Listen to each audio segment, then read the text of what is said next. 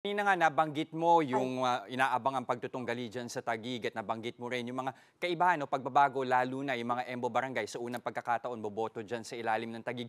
Pero may nakausap ka bang mga kapatid natin na mga taga-Barangay Embo? Ano yung inaasahan nila para sa kanila, gaano kahalaga yung boto na ito para dun sa mga sana benepisyo o di kaya mga pagbabago na gusto nilang mangyari ngayon na nasa Taguig na sila?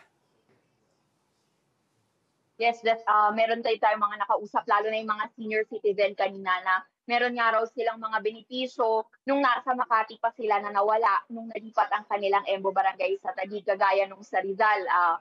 Meron do'n isa nating nakausap na yung kanyang pension, social pension daw na inaasahan ay hanggang ngayon wala pa rin at yung mga ibang benefits na nakukuha nila sa Makati, ang dinadaing niya ay kailangan pa nilang, magrehistro ulit o kumbaga mag-submit na naman ng mga dokumento bilang nalipat nga sa Taguig. So ito yung ilan sa mga nirereklamo nila.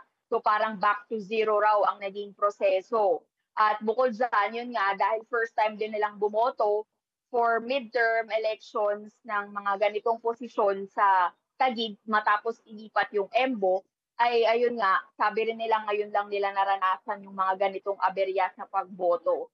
At bukod do'n, hindi lang sa pagboto kundi yung, kailangan din daw nilang maging pamilyar pa sa mga opisyal. So isa rin yun na dinadaing nila na hindi pa sila gaanong pamilyar sa mga opisyal ng Taguig, kaya may mga kailangan pa silang gawin. Pero ang importante raw ay nakaboto pa rin sila dahil nga karapatan daw nila iyon.